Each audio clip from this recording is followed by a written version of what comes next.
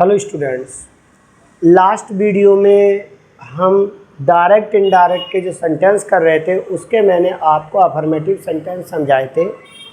आज हम इसके ही इंट्रोगेटिव सेंटेंस कर रहे हैं डायरेक्ट एंड इनडायरेक्ट के। जैसे कि आप यहाँ पे लिखा हुआ देख सकते हैं इंटेरोगेटिव सेंटेंसेस।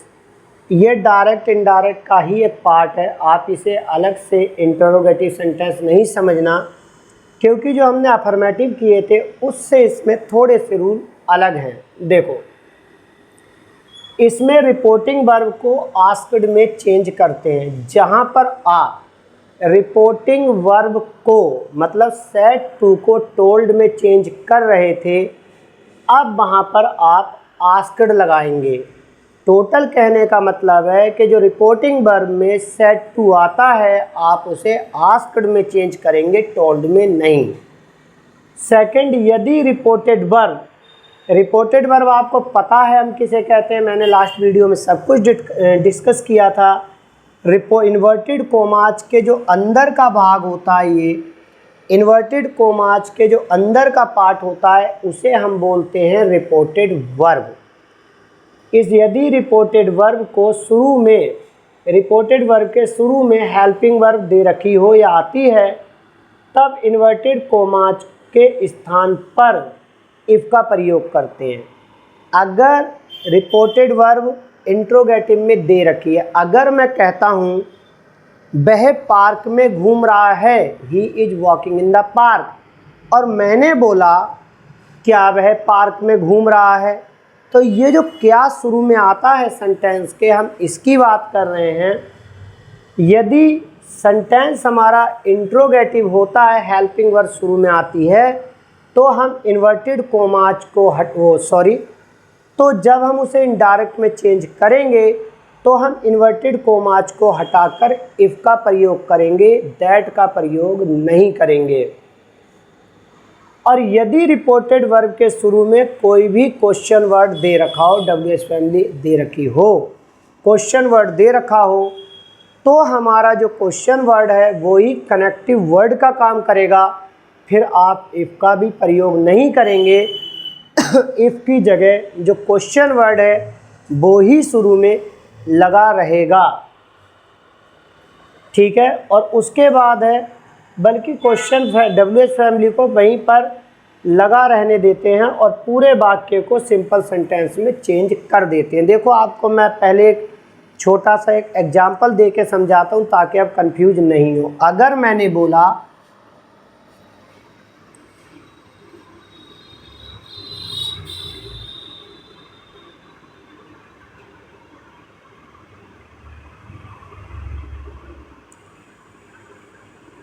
अगर मैं आपसे कह रहा हूँ you are going to school, आप स्कूल जा रहे हैं, अगर मैंने आपको कहा आप इसे इंट्रोगेटिव में चेंज करें तो आप कैसे करेंगे?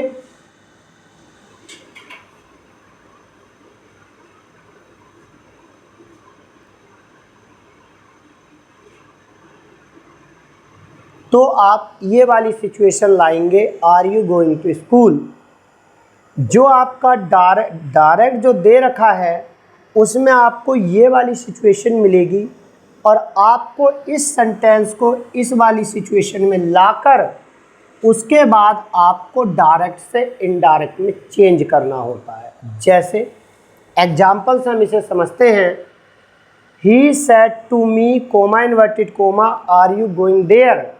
देखो, इसने कहा है he said to me comma inverted comma are you going there.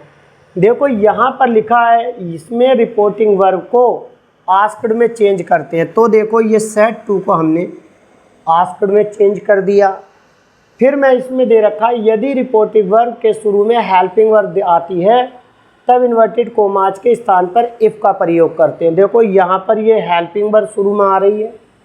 फिर मैंने आपको बोला था कि आपको ये वाली जो सिचुएशन है, आपको इस वाली सिचुएशन में अपने दिमाग में ले जाना होता है, उसके बाद आप इसे चेंज करते हैं। अगर आप चाहो तो लिखकर भी देख सकते हो, पर उसमें टाइम वेस्ट होगा, इसलिए आपको मैंने ये एग्जांपल शुरू में दे दिया था कि आप अपने मन में बनाओ sentence she is learning her chapter, is she learning her chapter. I am reading this book, am I reading this book या I am reading this book. इस तरह से जब आप इसे अपने माइंड में बना लेंगे तो आपका टाइम वेस्ट नहीं होगा। इन्वर्टेड कोमा की जब हमने इफ लगाया है, you second person object, object क्या दे रखा है मी, ये अगर सब्जेक्टिव केस में है तो इसका सब्जेक्ट क्या होगा आई, और आई के साथ वॉज लगता है, बाकी कुछ चेंज नहीं होता है। प्रेजेंट कंटिन्यूअस में दे रखा है, आपको पास्ट कंटिन्यूअस में चेंज करना है।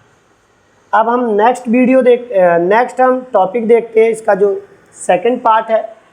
यदि रिपोर्टेड वर्ब के शुरू में क्वेश्चन वर्ड दे रखा हो, अगर क्वेश्चन वर्ड रहता है तो आपको कुछ चेंज नहीं करना है। जो आपने ये इफ लगाया है ये नहीं लगाना, इसकी जगह कोई भी क्वेश्चन वर्ड दे रखा होगा आप उसे अपनी ही जगह रहने देंगे, आपको उसे चेंज नहीं करना है।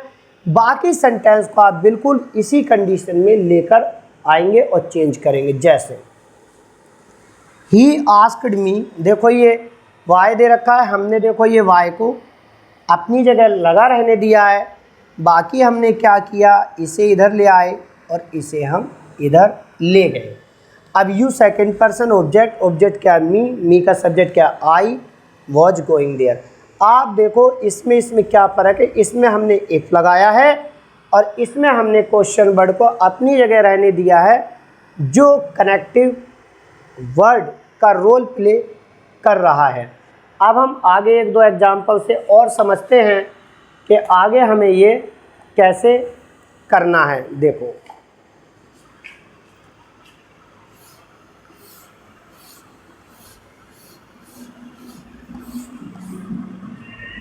अगर मैं आपको कहता हूँ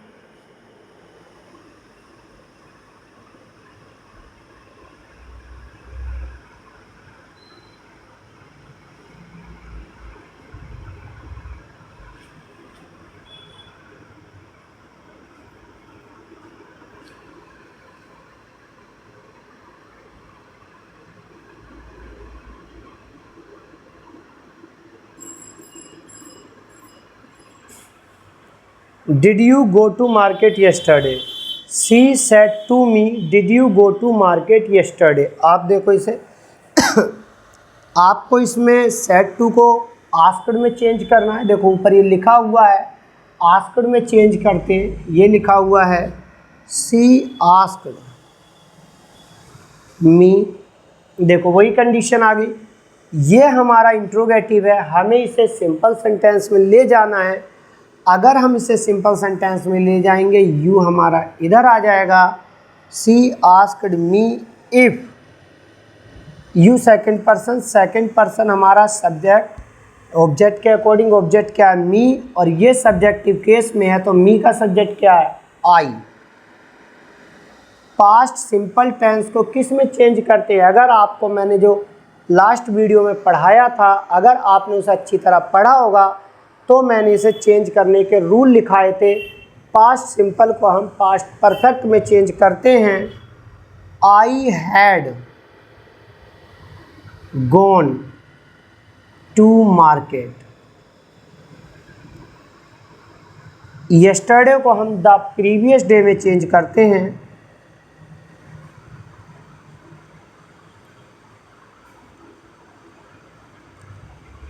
देखो यस्टरडे को द प्रीवियस डे, टुमारो को द नेक्स्ट डे, टुडे को दैट डे, नाउ को then.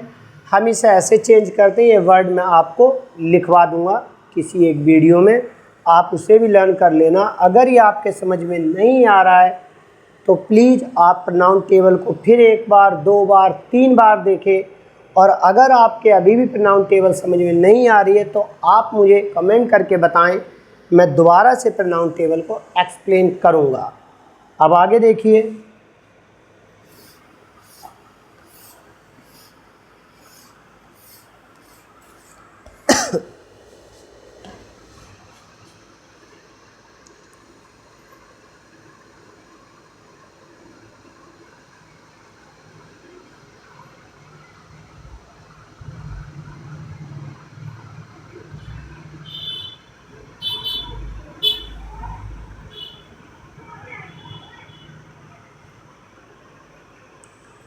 I said to her, where are you going?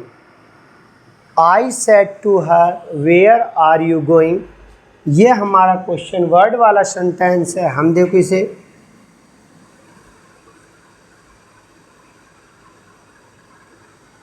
चाहे हमारा इंट्रोगेटिव हो चाहे हमारा डबल इंट्रोगेटिव हो, एक चीज़ ध्यान रखना कि सेड टू को दोनों ही कंडीशन में हम आस्क्ड में चेंज करते हैं। ये देखो हमारा हेल्पिंग वर्ब है, क्वेश्चन वर्ड है, ये हम कनेक्टिव वर्ड के रूप में अब इसे यूज करेंगे। अब हमें देखना है यू सेकंड पर्सन ऑब्जेक्ट के अकॉर्डिंग। ऑब्जेक्ट क्या है? हर।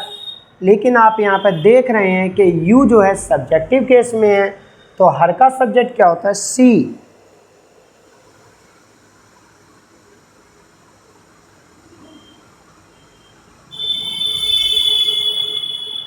देखो, I asked her where she was going, मैंने उससे पूछा वह कहाँ जा रही थी।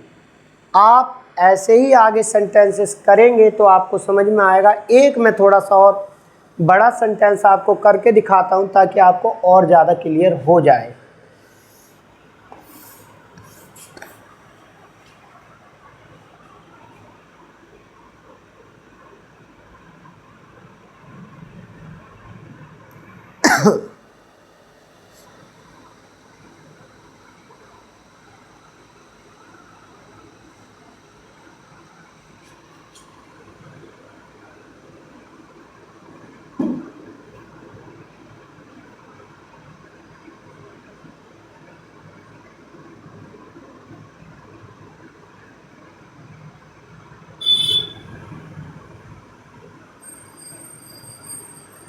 देखो, she said to me when will you meet your friend again, आप अपने दोस्त से कब दोबारा मिलेंगे?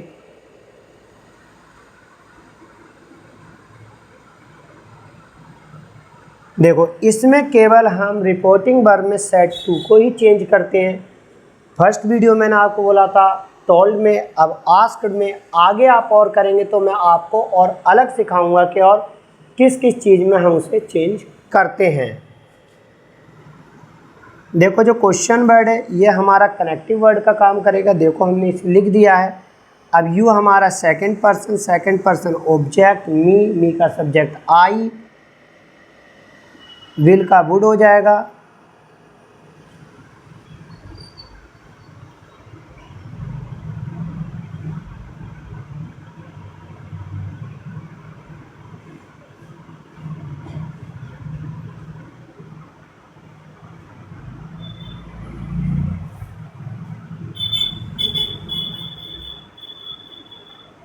देखो, क्वेश्चन वर्ड को हमने कनेक्टिव वर्ड में चेंज कर दिया। यू सेकंड पर्सन ऑब्जेक्ट क्या है? मी का सब्जेक्ट क्या? आई, और बिल का वुड हो गया। मीट, वुड के साथ वर्ब की फर्स्ट फॉर्म आती है। ये आपका योर क्या है? Second person. ये जब सेकंड पर्सन ऑब्जेक्ट, तो ये भी हमारा जो ऑब्जेक्ट है, तो ये क्या है कि जो हमें सेकंड पर्सन ऑब्जेक्ट मी का जो पॉजेसिव केस है वो होगा माई। ओके, देखो, आप अगर पर्सन के अकॉर्डिंग चलेंगे तो ये आपके एकदम समझ में आ जाएगा कि देखो, जब यहाँ पर यू था तो यहाँ पर योर है, जब यहाँ पर आई आ गया तो जाहिर सी बात है कि यहाँ पर माई आ जाएगा। तो आप ऐसे सेंटेंसेस की प्रैक्टिस करते रहें, आपको ये एकदम समझ में आ जाएगा। अगर नहीं आती है ये चीज़ तो आप मुझे कमेंट करके बताएं, मैं दोबारा एक्सप्लेन करूँगा विद एग्जाम्पल। आप इसे करें। ये आपका इंट्रोगेटिव है, डायरेक्ट इनडायरेक्ट का जो पार्ट है। आगे अभी इम्पेरेटिव, एक्सक्लेमेटरी सेंटेंसेस भी हैं जिनका मैं आने वाली वीडियो में एक्सप्लेन करूंगा। इसलिए आप द ग्रेट एकेडमी को रेगुलर देखते रहें। अगर आपने हमारे चैनल को सब्सक्राइब नहीं किया है तो आप इसे सब्सक्राइब कर लें और बेल आइकन को भी हिट कर लें ताकि हमारी आने वाली नई वीडियो का नोटिफिकेशन आपको तुरंत मिल जाए। Thank you for watching this video.